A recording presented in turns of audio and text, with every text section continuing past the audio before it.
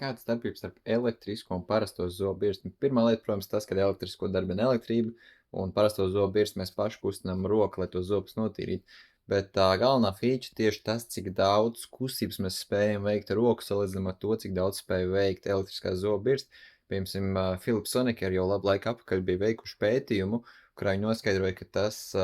cik daudz minūtes laikā veids sariņu kustības Philips zobu birste, parasto manuālo zobu birstu mums būtu jātīra zobu veselu mēnesi. Un tieši tās soniskās